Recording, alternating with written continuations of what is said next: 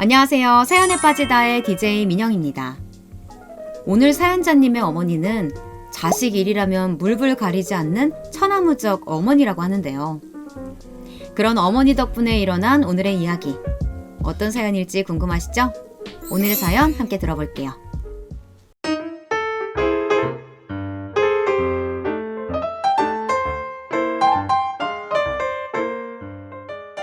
안녕하세요. 결혼한 지 얼마 되지 않아 알콩달콩 신혼생활을 즐기고 있는 30대 새댁입니다. 저희 부부는 20대 때부터 오랜 시간 연애를 하고 결혼까지 꼴이 난 장기 연애 커플입니다. 남들은 그렇게 오래 연애를 하고도 뭐가 아직도 좋냐고 놀리기도 하지만 저희 부부는 여전히 서로 눈만 마주쳐도 너무 좋아서 어쩔 줄 모르는 소문날 닭살 커플이었습니다. 그런데 그런 저희도 결혼하고 나니 문제가 생기긴 하더군요. 최근 고민거리가 생겨서 둘이 머리를 싸매고 고민하던 중 둘이 만난 이후 처음으로 싸움까지 번지게 된 사건이 있어 사연을 보냅니다. 사실 저는 어릴 적부터 부모님의 기대와 지원을 듬뿍 받으며 자랐습니다. 그때는 제가 운이 좋은 아이라고 생각했어요. 네가 어릴 때부터 사람들이 예쁘다고 얼마나 난리였는데 동네 사진관 사장이 네 사진관 앞에 전시해도 되냐고 사진도 공짜로 찍어줬다니까? 그래? 근데 엄마는 나 모델 안 시키고 왜 무용시켰어? 엄마 유난이면 연기학원에다 촬영장에다 다 쫓아다녔을 것 같은데. 힘들게 모델하고 연기하면 뭐해? 연예인이란 게 겉은 화려해 보여도 안 유명해지면 결국 아무것도 아니잖아. 여자는 무조건 꽃처럼 예뻐 보이는 것만 하다가 제일 예쁜 나이에 그냥 돈 많은 남자 만나서 시집 가는 게 장땡이야. 그래야 엄마처럼 고생을 안 해. 그랬습니다. 저희 어머니는 고작 초등학교나 다니던 어린 저에게 귀에 딱지가 생길 정도로 여자는 무조건 시집을 잘 가야 인생 펴는 거라는 말을 달고 사셨습니다. 본인이 아버지처럼 술 좋아하고 친구 좋아하는 남자를 만나 이 모양 이 꼴로 사는 거라고 하소연하시면서요. 저희 아버지는 제가 태어나기도 전부터 사업을 하시던 분이었어요. 제가 어릴 때는 어머니께서 하도 아버지가 돈을 못 번다고 잔소리하셔서 저희 아빠가 정말 돈도 많이 못 벌어오고 가난한 사람인 줄 알았어요. 그런데 지금 생각해보면 사실 그렇지도 않았던 거죠. 그냥 어머니께서는 남들보다 이상이 높고 욕심이 많으신 분이었던 거예요. 애 하나 키우기도 힘든 세상에 저는 어릴 때부터 그 비싸다는 무용까지 하며 사립초등학교까지 다녔으니까요. 저는 5살 때부터 동네 무용학원을 다니며 작게는 구 대회를 시작으로 점차 시에서 주최하는 대회까지 대회란 대회는 다 돌아다니며 출전했습니다. 사실 저는 제가 다른 애들보다 특별히 잘한다고 생각하지 않았어요. 동네 무용학원에 있을 때야 제가 키도 좀 다른 애들보다 큰 것 같고 다리도 좀 긴 것 같아 보이기는 했지만 막상 대회에 나가서 만난 애들을 보면 저보다 키가 한 뼘이나 큰 애도 있고 점프나 손짓 몸놀림도 훨씬 가볍고 잘하는 애들이 수두룩했으니까요. 거기다가 당시의 부모님은 만나기만 하면 매일 싸우셨어요. 싸우시는 이유는 항상 저 때문이었죠. 우리 형편에 초등학교 사립 보낸다고 했을 때까지도 그래, 애가 소질 있다고 하니까 엄마 입장에서는 그럴 수도 있겠다 했어. 근데 이젠 하다 오케스트라까지 시키겠다고? 당신 제정신이야? 바이올린 레슨비 그거 얼마나 한다고 이렇게 쪼잔하게 굴어. 사립은 학교에서 하는 동아리 하나씩은 다 해야 돼. 그래야 예중 들어갈 때 자기소개서에 뭐라도 한 줄 더 쓸 거 아니야. 예중? 사립초 보낸 것도 모자라서 이젠 예중까지 보내겠다고? 당연하지. 지금까지 한 게 있는데 예중, 예고 보내고 예대까지 보내야 우리 형편에 잘난 집 남자애들한테 우리 주위 명함이라도 낼 거 아니야. 이제 초등학교에 다니는 딸아이를 데리고 대학까지 보내는 것도 모자라서 재벌집은 아니어도 그래도 돈은 좀 있다 하는 집에 저를 시집 보내는 것까지 목표가 된 어머니는 아버지를 아주 들들 볶으셨어요. 그런데 어릴 때는 모르다가 제게도 사춘기가 찾아오자 저희 모녀 사이에도 조금씩 균열이 생기기 시작하더라고요. 그 시작은 제가 예중에 떨어지면서부터였어요. 으이구, 누가 지 아빠 딸 아니랄까봐 그런 거 꼭 닮아서는 항상 대충대충. 너는 내가 콩쿠르 나가서 대단한 상 받아오르는 것도 아니고 무용한다는 애들 다 가는 예중만 좀 들어가라는 거였는데 그게 그렇게 안 되니? 지금 제일 속상한 게 누군데 엄마는 그걸 지금 위로라고 하는 거야? 엄마가 언제나 웃는 얼굴로 제 응석을 받아주었던 건 제가 계획대로 움직여질 때였어요. 어머니께서 원하는 건 남들은 이름도 모르는 대회 수상 기록이 아니라 어느 학교 나왔다며 내세울 수 있을 만한 간판이 필요했던 거였어요. 그런데 저는 더 이상 말 잘 듣는 초등학생이 아니었습니다. 너 오늘 레슨 1시간이나 늦었다며? 뭐 하다 늦었어? 설마 너 애들하고 또 떡볶이 먹었어? 그게 중간고사 끝난 기념으로 애들 다 노래방도 갔는데 나만 떡볶이 먹고 바로 온 거야. 너 체중계 올라가 봐. 너 지금 딱 봐도 50kg 넘지? 내가 무슨 아이돌 연습생도 아니고 떡볶이 정도는 먹을 수도 있지. 엄마 진짜 왜 그래? 왜 그래? 떡볶이 좀 먹고 친구들하고 노래방 좀 가겠다고. 너 지금까지 고생한 거 다 한 번에 날리고 인생 다시 시작할래? 하다가 힘들면 그만둘 수도 있는 거지. 엄마는 엄마 인생도 아니면서 왜 맨날 그렇게 마음대로 하려고 해? 엄마가 예대 가고 싶으면 지금이라도 엄마가 가면 되지. 왜 날 이용하고 난리냐고. 어머니가 저를 위해서 얼마나 많은 것을 희생하고 얼마나 많은 고생을 했는지 그 누구보다 제가 잘 알기 때문에 절대 그런 말까지는 하지 말았어야 했습니다.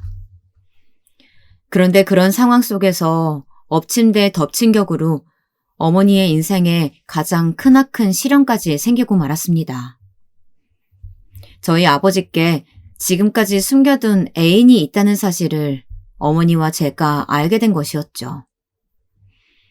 하나밖에 없는 딸내미 레슨비랑 연습실비 아까워서 맨날 줄 때마다 덜덜 떨더니만 그 불륜녀한테는 제주도 5성급 호텔비가 안 아까웠나 봐? 내가 바람 피운 거야. 물론 잘한 일은 아니다지만 이게 다 오로지 내 잘못뿐만은 아니지 않아?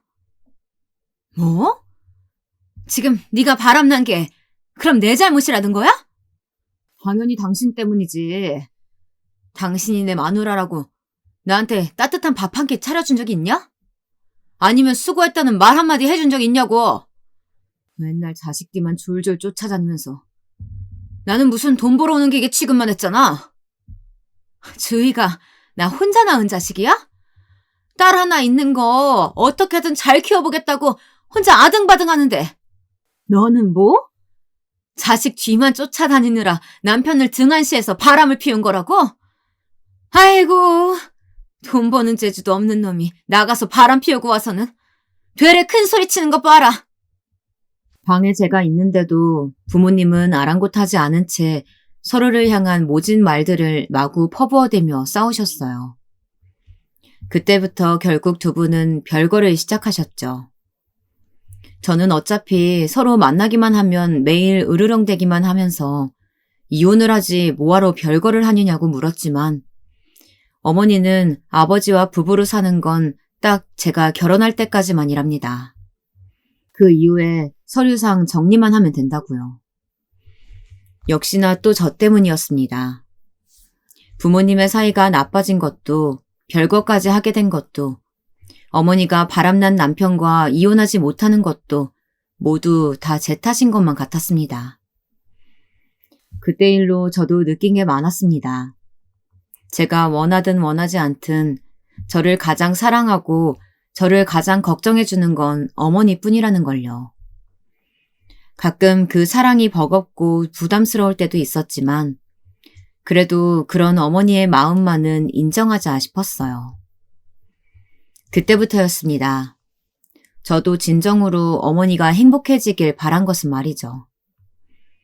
그래서 그때부터 저에게도 꿈이 생겼어요. 모두가 우러러보는 무대 위에 무용수가 되겠다고요.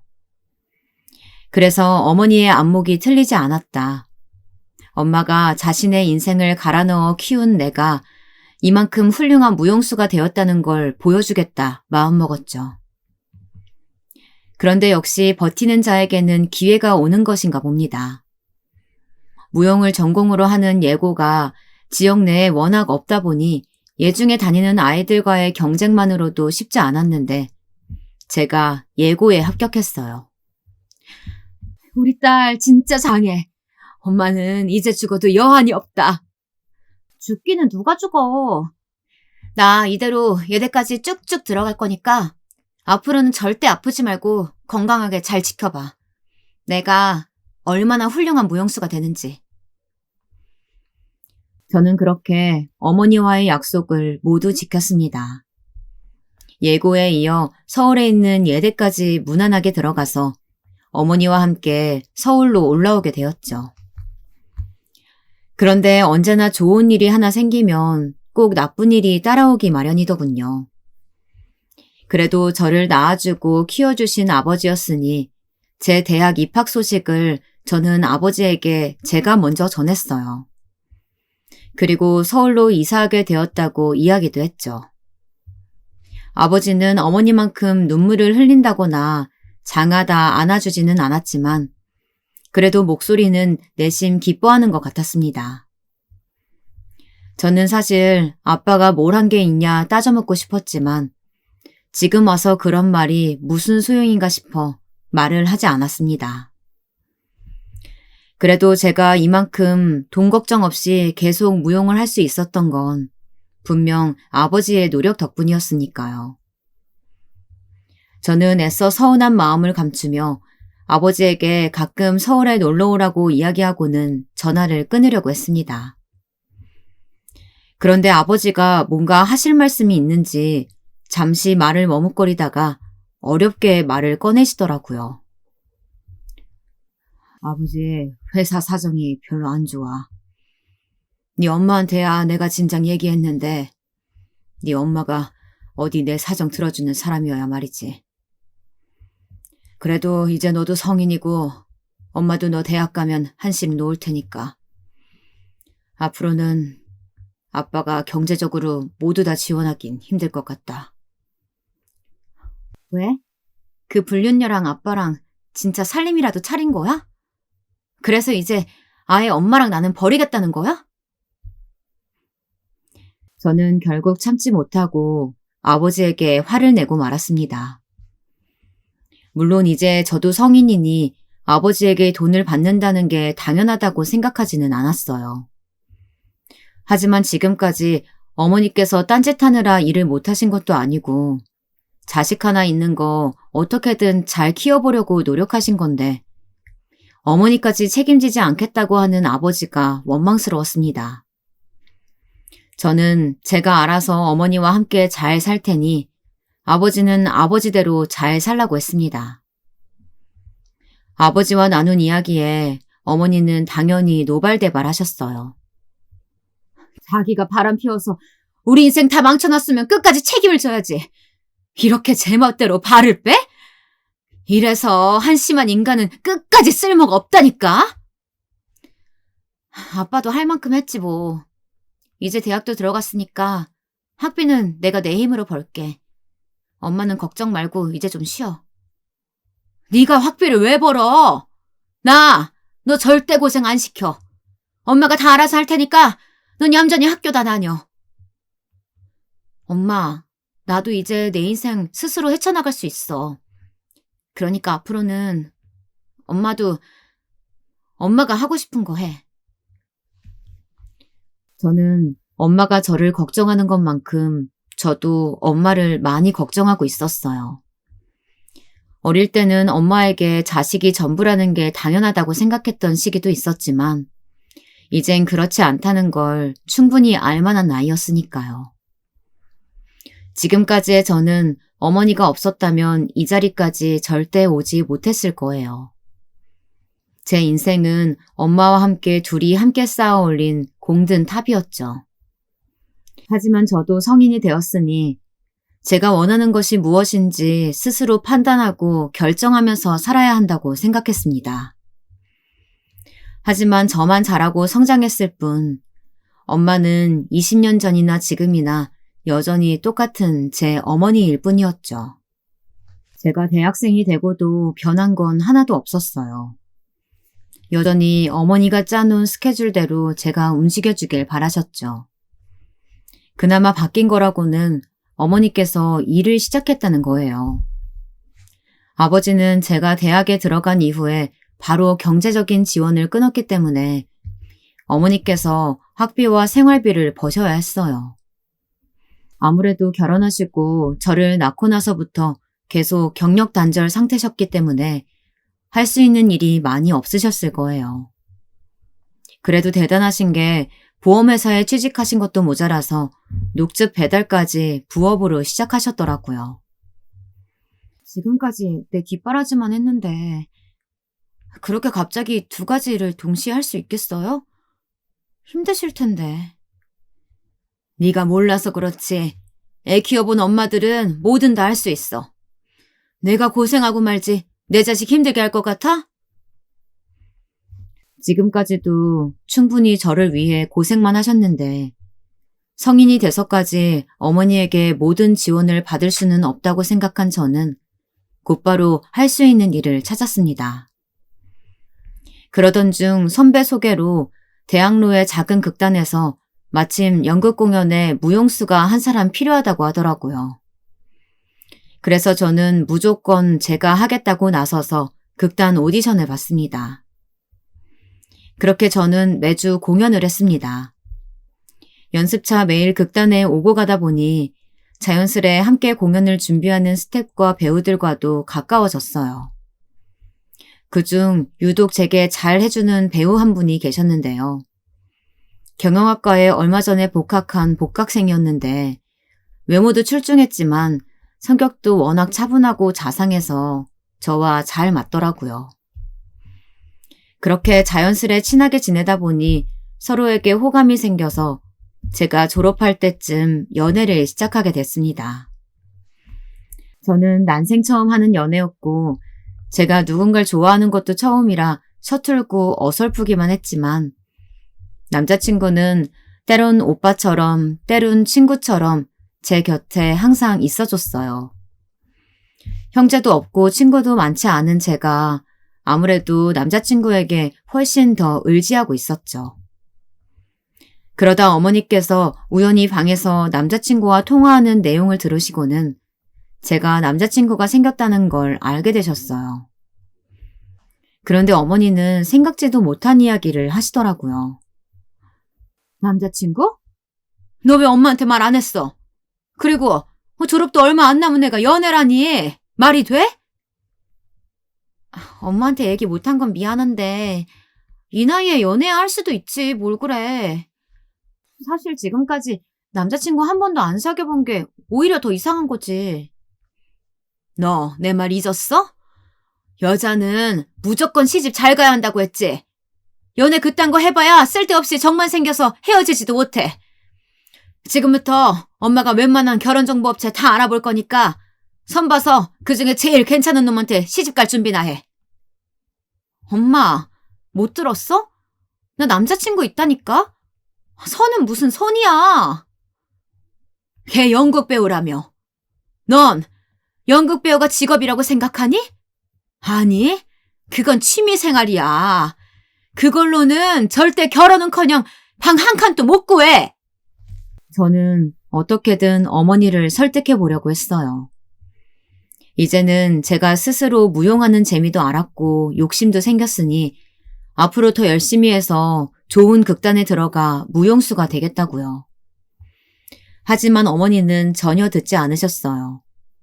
무용수는 무슨 무용수냐면서 제 조건으로는 그나마 나이라도 어릴 때 하루라도 빨리 결혼정보업체에 등록해야만 최고 등급은 아니더라도 중간 이상 되는 남자들이라도 만날 수 있다고요. 저는 그런 어머니에게 화가 나면서도 절대 화를 낼 수가 없었어요. 어머니가 왜 그러시는지는 누구보다 제가 가장 잘 아니까요.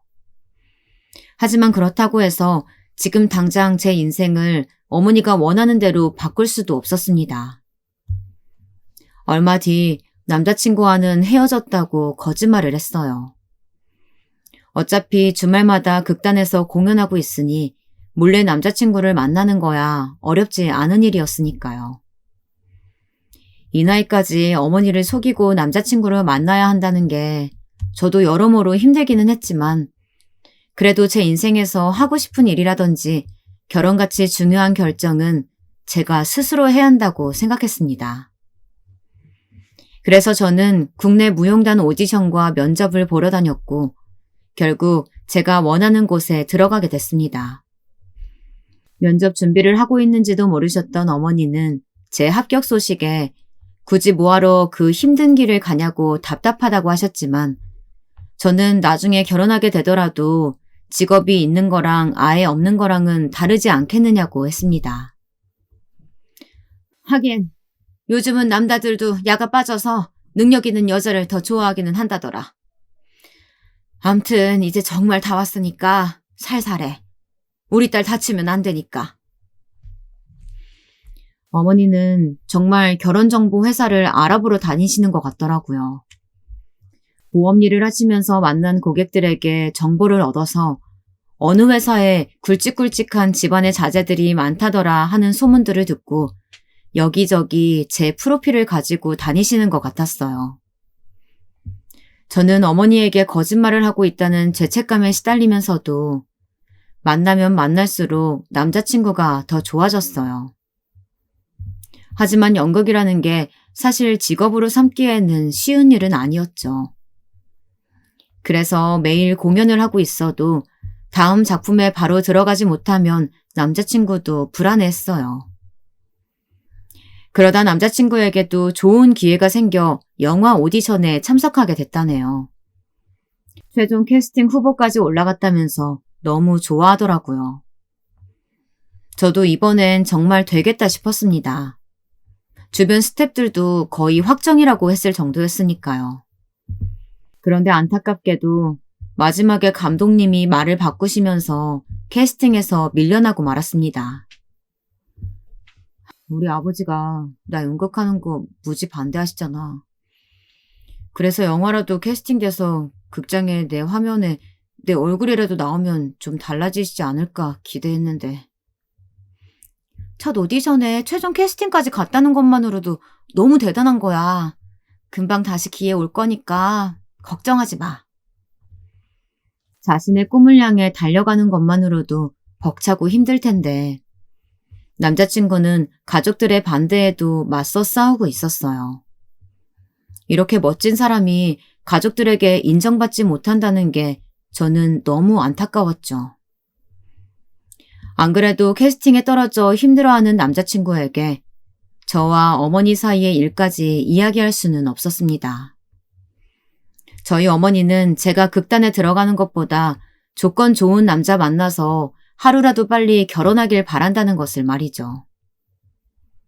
그런데 역시나 저희 어머니는 언제나 제 의사와는 상관없이 자신의 계획대로 움직이는 분이셨죠.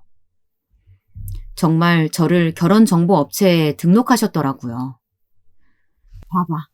요즘은 휴대폰으로 남자 프로필도 확인할 수 있대. 학교 졸업증이랑 회사 사원증의 원창 진수까지 확실하다니까. 에휴, 돈 낸 보람이 있네 있어. 엄마, 정말 이렇게까지 해야 돼? 나 그냥 지금은 일만 열심히 하다가 자연스럽게 좋은 사람 만나면 그때 엄마한테 소개해 줄게. 왜? 마음에 안 들어? 잘 봐봐. 여기 부모들 재산까지 정확하게 다 나온다니까? 어머, 이 남자 봐봐라. 아버지가 로펌 변호사랜다. 저는 도무지 어떻게 해야 할지 몰랐습니다. 지금까지 어머니를 속여온 것도 모자라서 이러다 남자친구까지 속이고 몰래 맞선까지 나가야 할지도 모르는 상황이었으니까요. 그런데 역시나 영원한 비밀은 없나 봅니다. 그날은 아주 오랜만에 데이트를 하고 남자친구가 집 앞까지 데려다 주었어요. 그런데 이게 웬일일까요? 엄마의 촉이란 게 이런 거였을까요? 바로 집 앞에 어머니께서 서서 저를 기다리고 계시더라고요. 어머니는 남자친구를 보자마자 인상을 꾸기며 누구냐고 물으셨어요. 저는 저도 모르게 마치 죄인처럼 고개를 푹 숙인 채 남자친구라고 소개했죠. 어쨌든 거짓말을 하고 속인 건 제 잘못이 맞으니까요. 남자친구라니. 네가 남자친구가 어딨어? 너 분명 나한테 남자친구 없다고 했었잖아. 엄마, 사실은 내가 거짓말했어. 나 대학 때 만나던 남자친구랑 헤어진 거 아니야. 엄마가 자꾸 뭐라고 하니까 그냥 헤어졌다고 하고 계속 만나고 있었어. 그럼 얘가 그때 만나다 헤어졌다고 한 그 연극 배우라는 거야? 너 정말 제정신이야? 순간 저는 너무 창피하고 쪽팔려서 남자친구 얼굴을 제대로 쳐다볼 수도 없었습니다. 분명 저 같은 여자와는 더는 만나고 싶지 않을 게 분명해 보였어요. 그런데 남자친구는 한 발 앞으로 나서더니 저희 어머니에게 꾸벅 다시 한번 인사를 하더라고요. 어머님, 처음 인사드리겠습니다. 저 주위 남자친구예요. 제가 연극 배우라고 해서 많이 걱정하시는 거 충분히 이해합니다. 이해해요? 그럼 우리 주희랑 당장 헤어져요. 난 가난한 사위 볼 생각 추호도 없으니까. 엄마 그만 좀 해. 오빠 미안해. 오늘은 먼저 가. 내가 연락할게. 연락은 무슨? 네 남자친구가 내 마음 이해한다잖냐. 저기 연극 배우분. 저도 연극 참 좋아해요. 그런데 내 가족이 되는 건 엄연히 다른 문제예요. 내 딸내미 남자친구로는 절대 안 돼요. 알아들었죠? 저는 남자친구를 볼 낯이 없었습니다.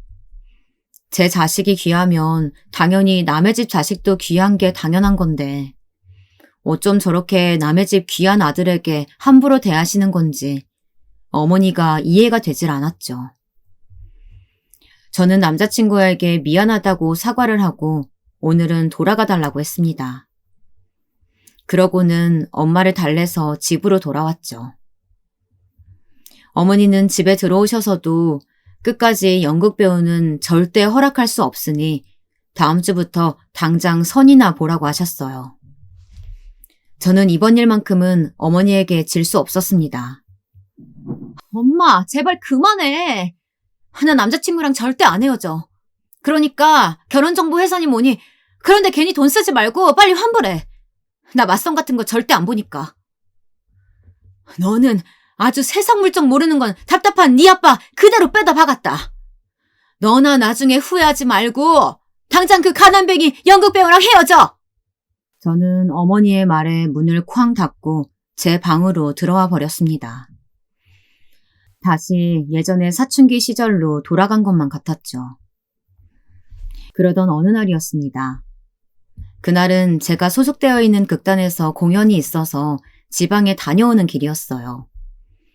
지친 몸을 이끌고 극단 사무실에 도착해 집에 갈 준비를 하고 있는데 남자친구에게 연락이 왔더라고요. 좋은 소식이 있다면서 공연장에 잠깐 와달라고요. 저는 한달음에 공연장으로 갔습니다. 무엇보다 기쁜 소식이 무엇인지 너무 궁금했으니까요. 분명 남자친구가 하고 싶다고 했던 영화 캐스팅에 합격된 거라고 기대했습니다. 그런데 막상 가보니 그런 일은 아니더군요. 글쎄, 공연장 입구에서부터 화려한 꽃잎 장식과 풍선 장식이 가득한 공연장 안에 작은 초로 길게 길을 만들어 놓았더라고요. 여기까지만 들으셔도 어떤 분위기인지 딱 아시겠죠? 네, 맞습니다. 이건 딱 프로포즈 이벤트였죠. 명색이 프로포즈인데 무조건 다이아 반지는 있어야지. 나 지난 몇 주 동안 생각 많이 했어. 그리고 결심했어. 앞으로 너를 위해서라면 뭐든지 할 거야. 나랑 결혼해줘, 주희야. 저를 위해서라면 뭐든지 할 수 있다는 마음을 가진 사람이 어머니를 제외하고 제 곁에 또 있다는 것만으로도 저는 행복한 사람이라고 생각했습니다. 저는 남자친구에게 고마워서 울컥하고 말았어요. 그런데 이미 굉장한 선물을 안겨줬다고 생각했던 남자친구가 믿지 못할 이야기를 하더군요. 아버지는 내가 졸업하고 당연히 아버지 회사로 들어갈 줄 알았는데 아직도 대학로에서 연기나 하고 있으니까 많이 답답하신가 봐. 지금이라도 당장 회사로 들어오라고 하시네. 그럼 지금까지 끊었던 지원 다시 다 해주시겠다고. 그래서 지금 갑자기 연극 그만두고 아버지 회사라도 들어가겠다는 거야? 나 연극만 한 게 거의 10년이야. 지금까지 안 됐으면 포기하는 게 맞지. 저는 남자친구의 말이 말도 안 된다고 생각했습니다. 지금까지 연극만 바라보며 살던 사람이 갑자기 이런 말을 한다는 건 이유가 너무 뻔했죠. 오빠, 우리 엄마가 한 얘기 때문에 그래? 그래서 갑자기 연극 그만두고 아빠 회사에 들어가겠다는 거야? 남자친구는 아니라고 했지만 분명 저희 어머니 때문일 게 뻔했습니다. 가족들이 모두 반대했어도 지금까지 잘 버텨온 사람이 이렇게 하루아침에 연극을 그만두겠다는 건 말이 되질 않으니까요. 사실 나도 친구들이 재수없어 할까봐 말은 안 했지만 아버지라는 비빌 언덕이 있으니까 나도 마음 놓고 모험 한번 해본 거야. 이제는 내 곁에 너도 있으니까 마음 편하게 연기는 내려놓고 이제 진짜 내 인생을 살 수 있을 것 같아. 오히려 아쉬운 것 하나 없이 홀가분하기만 하다며 웃어 보이는 남자친구의 모습에 저는 웃음이 나오질 않았습니다. 이게 다 저희 어머니로 인해 벌어진 일 같아서요. 그런데 남자친구는 이미 아버지에게도 다 말씀드렸답니다. 그래서 남자친구의 아버지께서 저를 너무 궁금해 하신대요. 남자친구의 부모님께서 연극을 그만두게 하시겠다고 돈으로도 꼬셔보고 호적에서 파버리겠다 엄포까지 놓았어도 그렇게 포기하지 않던 연극을 갑자기 그만두고 회사까지 들어오겠다고 하는 걸 보면 저를 무지하게 좋아하는 것 같다면서요.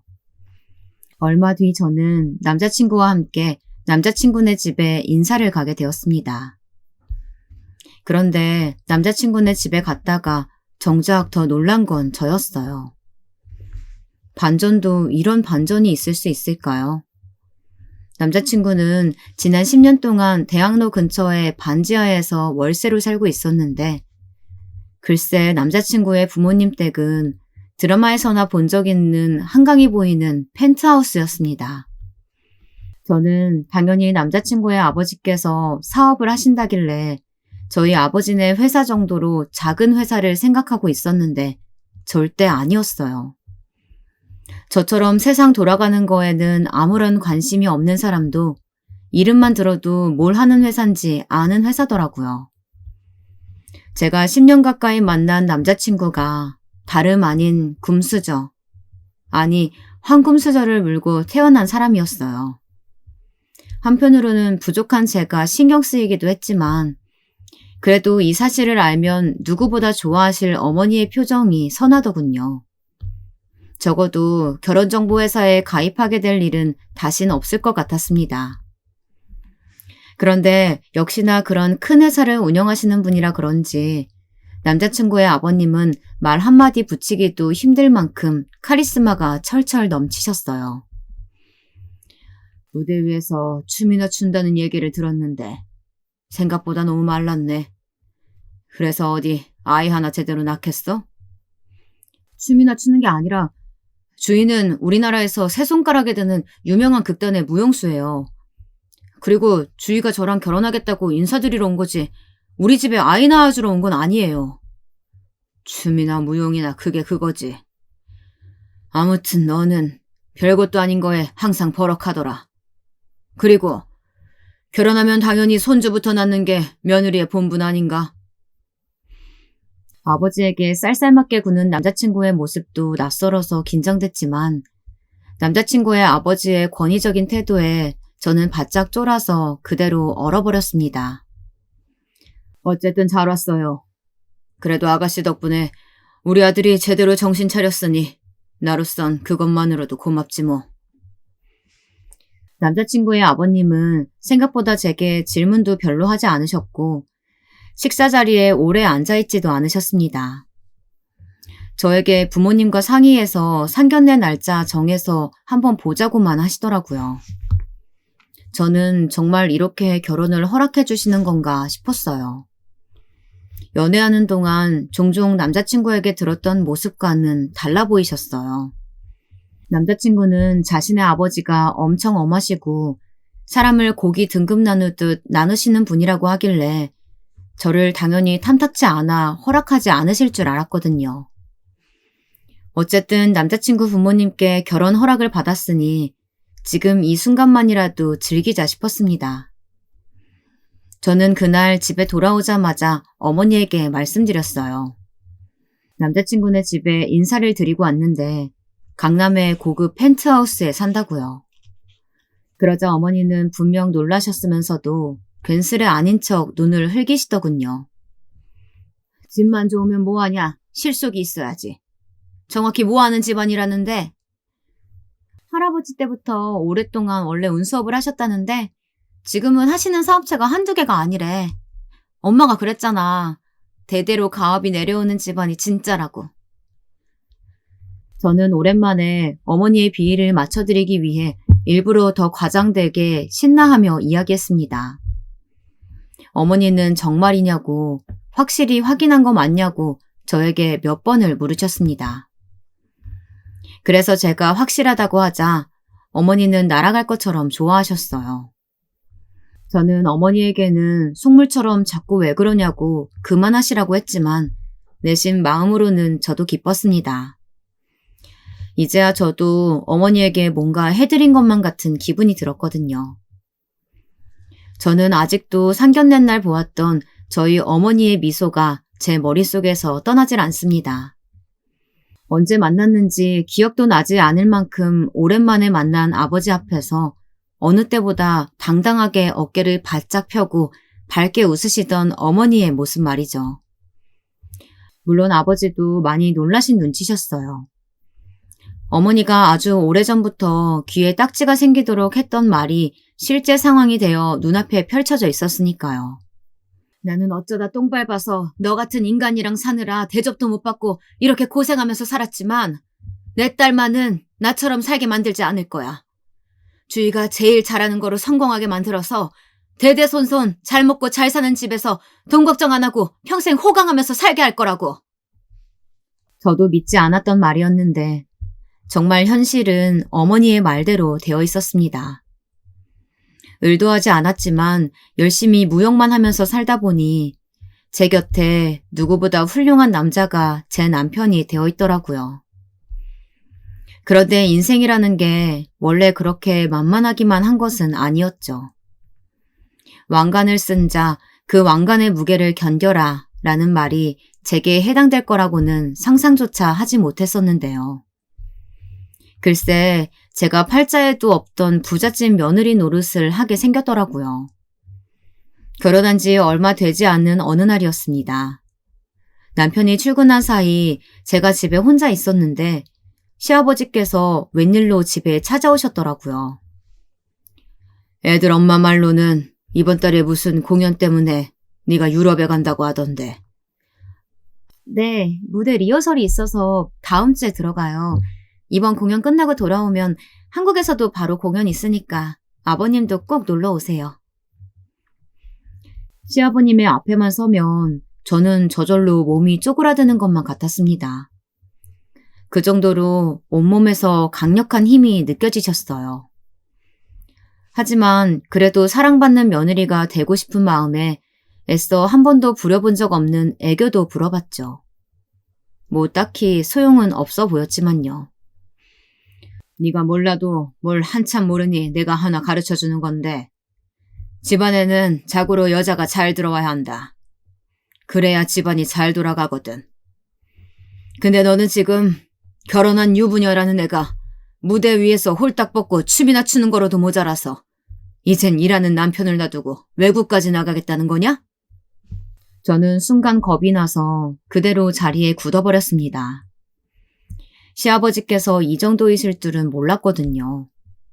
아마도 그날부터 알게 된 것 같아요. 시아버지는 제가 예뻐서 결혼을 허락한 것도 아니었고 앞으로도 저를 예뻐해 주실 생각도 전혀 없다는 것을 말이죠. 그날부터였습니다. 살다 고부간의 갈등이라는 건 들어봤어도 며느리를 이렇게까지 괴롭히시는 시아버지는 처음이었어요.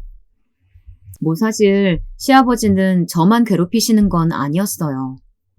제 남편에게도 언제나 갖은 구박과 험한 말을 입에 달고 사셨죠. 기껏 대학까지 보내놨더니 몇 년을 그 거지 같은 연기하는데 시간만 허비하더니만. 너 회사가 네 놀이터인 줄 아니? 언제까지 적응 못하고 멍청하게 내 돈만 축내고 있을 거야? 아버님, 오빠도 한다고 열심히 하고 있는데 아무래도 처음 하는 일이다 보니 배울 게 많은가 봐요. 저는 아버지 앞에만 서면 잔뜩 기가 죽어있는 남편이 걱정됐습니다. 예전에 무대 위에 있을 때는 반짝반짝 빛이 나던 사람이었는데 말이죠. 남편도 결혼 전에는 아버지에게 맞서 싸우기도 했지만 이제는 저도 있었으니 아무래도 자기 내키는 대로 하지 못하는 것 같았어요. 그래서 아버지께서 심하게 구실 때마다 저라도 남편의 편을 들어주려고 했었죠. 하지만 소용없었습니다. 제가 그러면 그럴수록 아버지는 더 활활 타오르시며 저까지도 무시하셨으니까요. 너는 감히 어디 시아비가 말을 하는데 끼어들어? 네 부모가 그렇게 가르치든? 하긴 하나밖에 없는 딸내미를 무대 위에서 춤이나 추게 하는 일을 가르친 부모인데 그런 부모 밑에서 뭘 제대로 배웠겠니? 남편이 예전에 했던 말이 맞았어요. 시아버지의 머릿속엔 말도 안 되는 계급이 존재하고 있었죠. 저는 그럴 때마다 화가 나고 울분이 끓어올랐지만 참아야만 했습니다. 그리고 어머니께 이런 이야기를 하면 속상해하실까봐 이야기도 하지 못했죠. 그러다 보니 저는 어머니에게 전화도 잘 못하겠더라고요. 혹시나 제가 시아버지에게 그런 취급을 받고 있다는 걸 들키게 될까 봐서요. 그렇게 저와 남편은 시아버지의 욕바지가 되어가며 하루하루를 버티며 살아가고 있었습니다. 저는 보통 남편이 안쓰러웠지만 가끔 어느 날은 남편에게 괜히 화가 나서 짜증을 내기도 했어요. 이럴 거면 차라리 자기 하고 싶은 대로 연기하는 게 낫지 않아? 어차피 회사에 있어도 아버지한테 바보 취급받는 건 똑같은데. 그래도 내가 계속 열심히 하면 언젠가는 회사에서도 인정받는 날이 오겠지. 저는 화가 났습니다. 무대 위에서는 언제나 주연만 하고 인정받던 사람이었는데 어느새 저렇게 기가 죽어 불쌍해졌나 싶었습니다. 저희 어머니가 지금 제 모습을 보면 아마 이렇게 생각하겠구나 싶었죠. 저는 예전 남편의 모습을 되찾아주고 싶었어요. 그래서 취미로라도 할 수 있는 직장인 극단이나 단편 영화의 작은 역할이라도 오디션이라도 보게 해주고 싶었죠. 그런데 배우 오디션 사이트를 보다 보니 저희 신랑에게 딱 어울릴 만한 역할이 있더라고요. 직장인 단편 영화제였는데 직장인들의 애환을 담은 영화에 출연할 직장인을 찾고 있더라고요. 저는 곧바로 남편에게 이야기했죠. 그런데 남편도 처음에는 아니라고 하더니 자꾸만 제게 오디션 날짜가 언제인지 어떤 영화인지 물어보더라고요. 말 그대로 직장인 영화제야. 자기도 이제 진짜 직장인이니까 취미로 이 정도는 할 수 있잖아. 요즘 당신 회사 일로 너무 힘들어하는 거 나 사실 너무 안쓰러워서 못 봐주겠어. 그러니까 오디션이라도 한번 봐봐. 저는 남편에게 뭔가 해방구를 만들어주고 싶었습니다. 저만 해도 가끔 시아버지와 마주치기만 해도 숨이 턱턱 막히는데 남편은 매일 회사에서까지 볼 테니 얼마나 힘들까 걱정됐죠. 그런데 제가 남편 걱정을 하고 있던 사이 시아버지께서 제 인생에도 관여하기 시작하셨습니다. 제가 극단 일을 하는 게 마음이 안 드시는 거야 당연히 알고 있었지만 이런 일까지 하실 줄은 몰랐습니다. 네? 제가 유럽 공연에서 왜 빠져요? 저 리허설까지 다 하고 왔는데요. 그게 우리 공연 협력사 알지? 거기 대표가 주희, 너희 시아버지랑 완전 절친인데 너희 시아버지가 너 공연에서 빼달라고 했대. 협력사에서도 너 안 빼면 우리 팀 협찬 안 하겠다고 하는데 어떡하냐? 나도 정말 곤란해 죽겠다. 기가 막히다 못해 코까지 다 막혀서 혈압이 터지기 일보 직전이었습니다. 지금까지 시아버지 본인의 잣대로 저를 마음대로 판단하시고 휘두르려고 하신 것은 어차피 제가 한 귀로 듣고 한 귀로 흘려버리면 되는 거라 생각했는데 제가 지금까지 쌓아놓은 커리어까지 마음대로 쥐고 흔드시려는 건 절대 용서해드릴 수가 없었습니다. 저는 그 길로 시댁으로 달려갔습니다. 시어머니께서도 웬일이라며 놀라셨더라고요. 전화도 없이 무슨 일이냐고요. 저는 시어머니에게 먼저 사과부터 드렸습니다. 어머니, 죄송해요. 그런데 제가 더는 못 참겠어요. 오늘 일은 무례해도 좀 용서해 주세요. 저는 그 길로 시아버지의 서재가 있는 방으로 들어갔습니다. 시아버지는 노크도 없이 문을 벌컥 열고 들어온 저를 보며 혀를 끌끌 차셨어요. 그리고 역시나 평소와 같은 냉담한 표정으로 저를 무시하셨죠. 가정교육 어쩌고를 운운하시면서요. 아버님은 그렇게 떳떳하세요? 그래서 며느리 하는 일까지 마음대로 쥐락펴락하면서 갑질하시는 거예요? 뭐? 시애비한테 갑질? 아무리 마음에는 안 들어도 어쨌든 대외적으로 네가 우리 집안 며느리인데 그런 사람이 외국까지 가서 광대처럼 춤이나 추는 걸 내가 봐야겠니? 네, 저 광대 맞아요. 아버님, 지금부터 기대하세요. 제가 아버님보다 훨씬 더 유명한 광대가 돼서 놀라게 해드릴 테니까요. 제 말에 시아버지는 콧방귀를 뀌셨습니다. 아무튼 돈도 못 버는 것들이. 사람들한테 박수나 좀 받으면 저들이 대단해진 줄 알고 아주 콧대가 하늘을 찌른다니까. 네가 하는 말 나는 하나도 안 무서우니까 어디 할 수 있으면 마음대로 해라. 저는 그날부터 일을 바득바득 갈았습니다.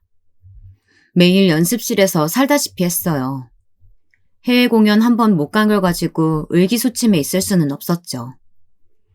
더 대단한 공연에 서서 시아버지를 발 아래 두고 공연할 날만을 고대했습니다.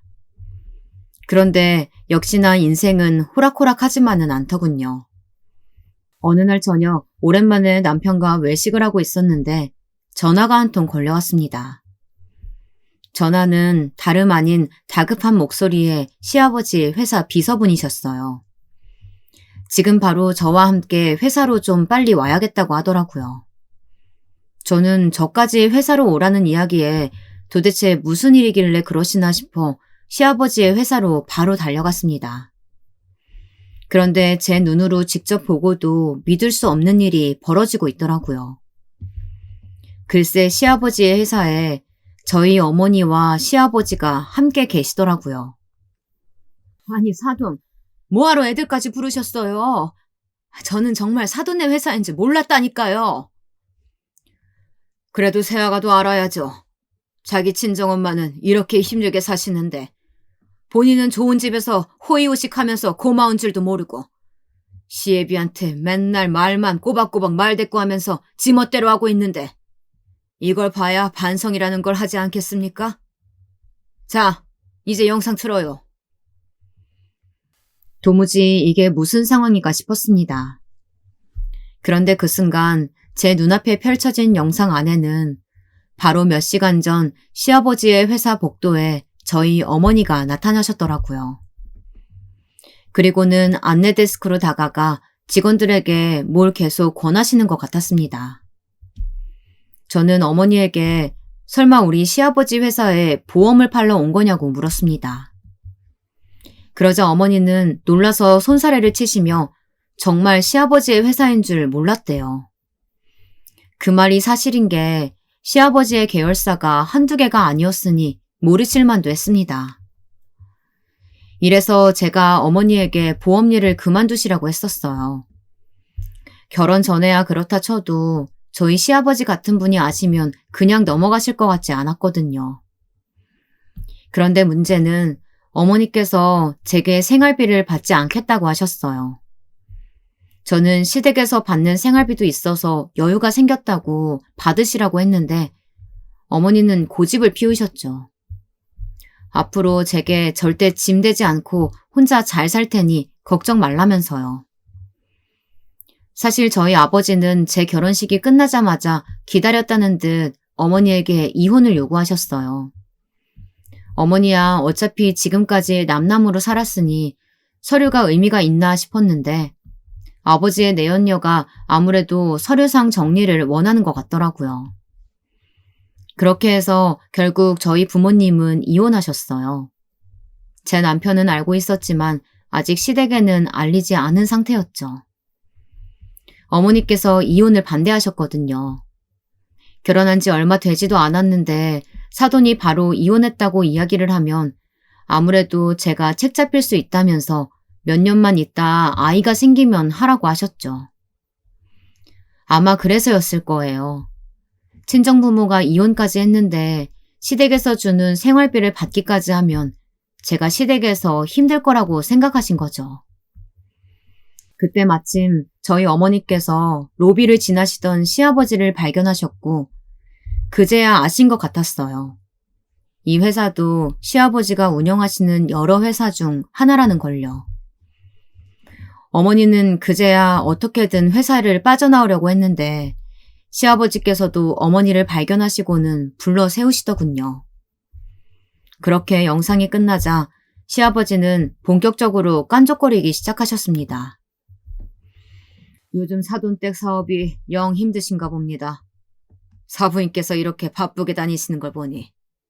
아, 설마 그래서 우리 며느리가 아직도 헐거벗고 무대 위에서 춤이나 추고 다니나 봐요. 그것도 해외까지 나가서요. 뭐예요? 사돈, 지금 제 딸더러 뭐라고 하신 거예요? 우리 대단한 무용수 딸내미더러 헐거벗고 춤을 춘다고요? 저희 어머니가 아무리 돈을 좋아하고 제가 재벌집 며느리로 떵떵거리고 사는 걸 바라셨다고는 해도 한 가지 참지 못하시는 게 있었죠. 바로 어머니의 인생을 평생 바쳐 만든 무용수 딸. 저를 모욕하시는 건 참지 못하셨어요. 아이고, 벌써 시간이 이렇게 됐네요. 괜히 오늘 저 때문에 하루만 날리셨네요. 그 가방에 든 녹즙 다 하면 5만 원쯤 되나요? 아버지 그만하세요. 제가 미우시면 저한테 뭐라고 하시면 되지. 장모님한테까지 뭐 하시는 거예요? 남편이 결국 참지 못하고 나서려던 그때였습니다. 어머니는 시아버지의 손에 들린 5만 원 지폐를 받아 뿍뿍 찢어버리시고는 그대로 시아버지의 뺨을 날리셨습니다. 회사 직원들이 다 보는 앞에서요. 뭐야, 이 여자가 미쳤어? 아버지, 제발 그만하세요! 저희 어머니에게 달려들려고 하시는 시아버지를 남편이 달려가 막았습니다. 그러자 시아버지는 더 화가 나신 것 같았죠. 그 거지 같은 연기나 한다고 집을 나갔을 때 진작 너를 그냥 호적에서 파버렸어야 했는데 어디서 저런 말도 안 되는 집구석을 사돈 이러고 데려가서는 이 아비를 망신을 주냐? 당장 이혼해! 안 그러면 너한테 국물도 없을 줄 알아. 아버지, 그만하세요. 저 절대 이혼 못해요. 그때였습니다. 저희 어머니께서 갑자기 소리를 버럭 지르시며 시아버지 앞에 당당하게 서셨습니다. 설마 사돈, 지금까지 내 딸과 내 사위를 이렇게 대한 거예요? 뭐, 내가 뭘 어떻게 했다고? 당신이 버르장머리 없이 키워놓은 딸내미 내가 돈까지 줘가면서 정신교육 시켜줬으면 고마운 줄 알아야지. 어딜 감히. 내가 웬만하면 좋게 사과하고 집에 가려고 했는데 이 인간 이거 안 되겠네. 돈만 많으면 다야? 재벌이면 다냐고. 어디 감히 내 보석 같은 딸을 무시해. 그 순간 다시 믿을 수 없는 일이 벌어지고야 말았습니다. 이 여자가 지금 뭐 하는 거야? 어머니께서 갑자기 초록색 가방 안에서 꺼낸 녹즙을 우르르 시아버지의 머리에 쏟아 부어버리셨어요. 돈 좀 당신보다 못 번다고 우리가 거지야? 내 딸이 평생 먹을 거 못 먹고 놀 거 못 놀고 다 참아가면서 얼마나 악착같이 해서 모형수가 됐는데 뭐? 내 딸더러 벌거벗고 춤을 춰? 내 딸이 무용으로만 받은 상장이 몇 개인 줄 알아? 우리 딸이 나온 대학이 얼마나 대단한 대학인 줄 아냐고! 그딴 걸 내가 왜 알아야 돼? 그래봐야 아직도 보험이나 팔고 녹즙이나 팔러 다니는 게. 이 무식한 새끼가 예술이 뭔지도 모르면서 감히 내 앞에서 잘난 척 떠들어? 얘들아, 됐어. 이런 인간이 무슨 부모라고. 저딴 인간이랑 있어봐야 배울 거 하나도 없다. 가자! 어머니는 그대로 저와 제 남편의 손을 잡고 시아버지의 회사를 당당히 나오셨습니다. 그 이후 저와 남편은 시아버지께서 사주신 집이며 차, 직장을 모두 버리고 어머니 집으로 들어왔어요. 그런데 신기하게도 그 이후부터 모든 일이 술술 풀리기 시작했습니다. 남편은 얼마 전 시아버지 몰래 보았던 오디션에 합격해서 직장인 영화 공모전 오디션에 합격했습니다. 물론 큰 상영관에 걸리는 영화는 아니었지만 그래도 카메라 앞에 설 수 있다는 것만으로도 남편은 좋아했어요. 그리고 무엇보다 가장 큰 성과는 바로 저였어요. 제가 SNS에 올렸던 제 연습 영상을 보고 외국에서 주최한 행사에 초청을 받았습니다. 그 소식을 어떻게 알았는지 많은 중소기업에서 저를 협찬해주겠다고 연락이 왔더라고요. 알고 보니 초청받은 행사가 여러 나라의 중소기업들이 모이는 행사 중에 꽤 큰 행사였어요. 그리고 무엇보다 큰 투자자들이 많이 모이는 행사더라고요. 그래서 회사들 입장에서는 참여하는 것만으로도 굉장히 좋은 기회였죠. 그런데 그중 제게 아주 익숙한 회사 이름 하나가 있더라고요. 바로 제가 가기로 되어 있던 공연에 저희 시아버지의 입김으로 저를 제외했던 그 회사였습니다.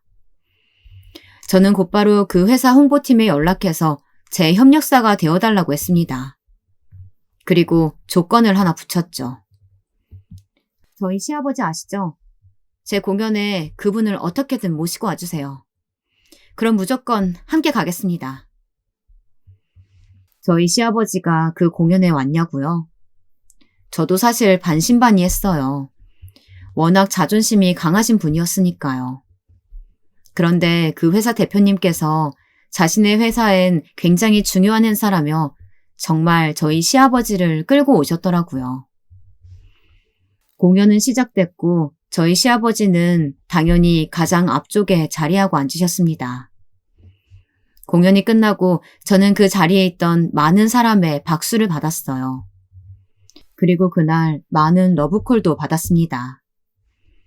그런데 러브콜보다도 신기한 일이 잠시 뒤 제게 벌어졌습니다. 저희 시아버지께서 제게 다가오시더니 믿을 수 없는 말씀을 하시더라고요. 지금까지 내가 너에 대해 잘 알지도 못하면서 함부로 얘기한 것 같다. 미안하다. 내가 앞으로 네 공연이 있을 때마다 가장 맨 앞줄에 앉아도 되겠니? 그날 제 공연을 보신 시아버지는 엄청난 감동을 받으셨답니다. 제 입장에서는 정말 믿을 수 없는 반전이었죠. 시아버지는 그런 공연을 객석에서 보신 것도 태어나 처음이었고 그렇게 많은 외국 사람들 틈에서 박수를 받는 제 모습도 대단해 보이셨다네요. 그날 이후 저희 시아버지는 정말 달라지셨습니다. 남편이 한다는 연극도 보러 가겠다고 하셨다네요. 물론 사람이 변한다고 해서 그 전에 받았던 상처들까지 다 사라지는 것은 아닙니다. 하지만 가족은 좀 다르죠.